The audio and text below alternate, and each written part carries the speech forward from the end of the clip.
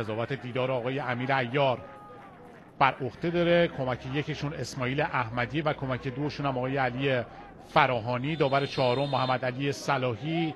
ناظر داوری هم آقای علیرضا شهوری. اولین بازیشه در رقابت لیگ که برای آلومینیوم درون چارچوب دروازه این تیم قرار گرفته. احسان مرادیان دروازه‌بان 190 سانتی متری که این فصل از تراکتور راهی این تیم شده، از سمت چپ به حرکت در اومدن بازیکنان میزبان ارسال به مقابل دروازه و گل به خودی. دروازه تیم آلومینیوم باز شد در همین دقایق ابتدایی. یه ارسال از سمت چپ، سمت راست خط دفاعی آلومینیوم. اشتباه کشنده مدافعان آلومینیوم و دروازه باز شده این تیم. صحنه آهسته بهتر مشخص خواهد شد که چه اتفاقی افتاد. اینجا از سمت چپ ارسال به دهانه دروازه. توپی که داشت میرسید به کریم اسلامی در نوک خط حمله هوادار، ولی مدافعان آلومینیوم زودتر از مهاجم هوادار توپ رو درون دروازه خودشون قرار دادن. تجمع روی قوس محوطه جریمه هوادار از سوی بازیکنان دو تیم. ارسال نرم به مقابل دروازه، فرصت برای بازیکنان آلومینیوم. یه ضربه سر قشنگ و دیدنی، دروازه‌ای که باز میشه. میلاد بدرقه اشتباه خودش رو جبران میکنه، نتیجه رو 1-1 مساوی. یه ارسال بی‌نقص، آدرس دقیقی که به توپ داده شد و ضربه تمام کننده از سوی میلاد بدرقه. مدافع 28 ساله آلومینیوم عراق کارو به تعادل میکشونه. ببینیم با هم صحنه آهسته رو. اینجا فرارش از کمند یالگیری مدافعان هوادار. این ضربه سر شیرجه‌ای محکم و جوندار توپ رو به تور دروازه چسبوند.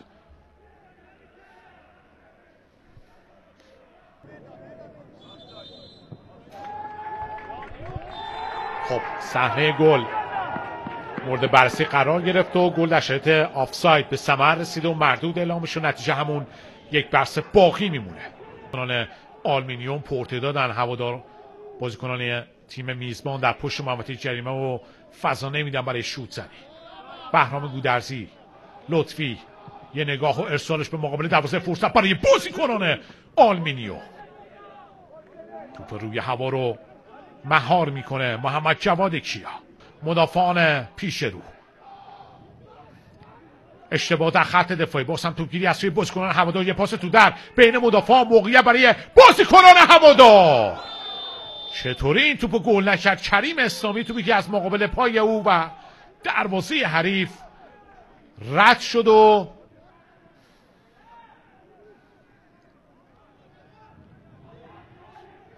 امیر نوری آخرین فرصت های اونا در نیمه اول تا شاید که بتونن به گل تساوی دست پیدا بکنن. از سمت راست باز هم سانت به روی دروازه، این ضربه سر.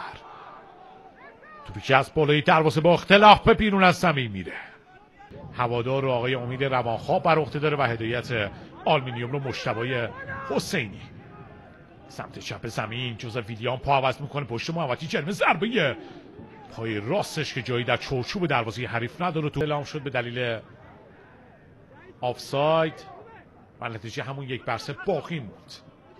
جوزف ویلیام پشت محوطه جریمه موقعیت شوت زنی رو نمیدن. حالا ضربه پای چپ به سمت دروازه. ضربه داریوش شجاعیان دقیقاً به همون جایی رفت که احسان مرادیان انتظار توپ رو میکشید. مقابل دروازه حریف با پای راست ارسال کاتدار بلند به روی دروازه. این ضربه سر و خطرناک از کنار دروازه توپ به بیرون رفت. کریم اسلامی میرفت که زننده گل دوم باشه برای تیمش.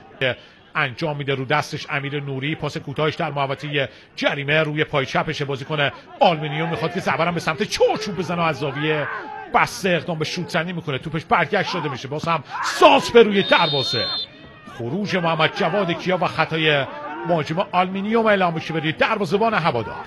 بار بهترین گزینه است برای دادن پاس نهایی. بازیکنی رو در خطوط پیش رو پیدا نمیکنه. یه ارسال به روی دروازه، این ضربه سر رو در دهانه دروازه. محمد جواد کیا میرفت یه تعویض طلایی باشه شروین بزرگ برای آلومینیوم، ولی این دروازه‌بان محمد جواد کیا ناکامش گذاشت در امر گلزنی. این بار سانت خوب بوده، جایگیری شروین بزرگ بین دو مدافع هوادار و این ضربه سر گشت. باز هم مالکیت در اختیار سفیدپوشان آلومینیوم قرار میگیره. بردن بازی به سمت چپ، یه حرکت قشنگ از سوی بازیکنان آلومینیوم در محوطه جریمه. این ضربه پای راست امین جهان کهن دو بازیکن رو به زیبایی از پیش رو برداشت، ولی ضربه نهاییش اصلا کیفیت خوبی رو نداشت. پشت محوطه جریمه دوباره حالت هجومی با خودشون گرفتن. گوشه محوطه جریمه یه لحظه تعادلش از دست میده، ولی به هر زحمتی است توپو حفظ میکنه. ارسال روی دروازه. این ضربه سر یه فوق واکنش از محمد جواد کیا توپ رو به کورنر فرستاد. شروین بزرگ باز هم ناکام در امر گلزنی. این بار جاگیری فوق‌العاده‌اش در بهترین زمان و در بهترین مکان ممکن قرار داشت. این ضربه سرش که با یه عکس‌العمل عالی از سوی محمد جواد کیا توپ به کورنر رفت. توپ رو زیر پای خودش داره، مانور میده با توپ، حالا گودرزی رو ثابت توپ میکنه کوتاه برای لطفی. همکاری دو نفره قشنگ. ارسال به روی دروازه، فرصت برای بازیکنان آلومینیوم در محوطه جریمه. این ضربه پای چپ جوندار و محکم ولی بی‌دقت توپ از کنار دروازه به بیرون رفت. ضربه بار میشه. بازیکنان هوادار از سمت چپ خط دفاعی آلومینیوم میتونن که خلق موقعیت بکنن. یه سر توپ ورودشون به محوطه جریمه، پاس پشت محوطه جریمه و این ضربه روی پای راست کمجون از صادق نژاد که در اختیار میگیره احسان مرادیان. رد میکنن شاگردان امید روانخو در دقایق پایانی بازی در وقت‌های اضافه نیمه دوم. کاظمیان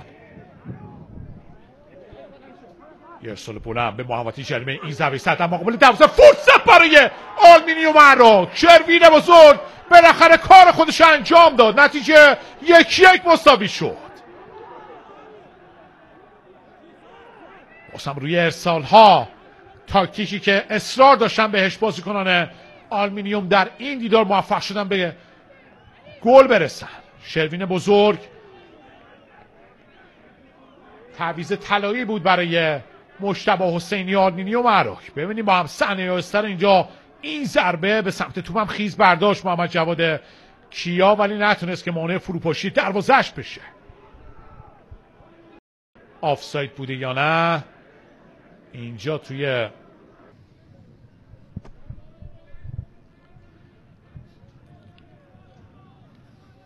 مجتبی حسینی هم کنار زمین معترض به داور بازی.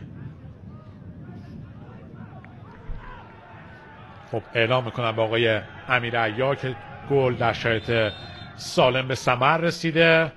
نتیجه 1-1 مساوی میشه. ثبت بکنن در مقابل آلومینیوم عراق. 5 دقیقه وقت اضافه هم رو به اتمام. ضربه شروع مجدد برای هوادار میزبان. زواری ارسالش به مقابل دروازه و یک گل قشنگ و دیدنی. نتیجه رو 2-1 میکنن بازیکنان میزبان. خوشحالی که باز هم به سمت نیمکت هوادار میاد. ارسال از روی ضربه ایستگاهی غفلت مدافعان و دروازه باز شده آلومینیوم عراق.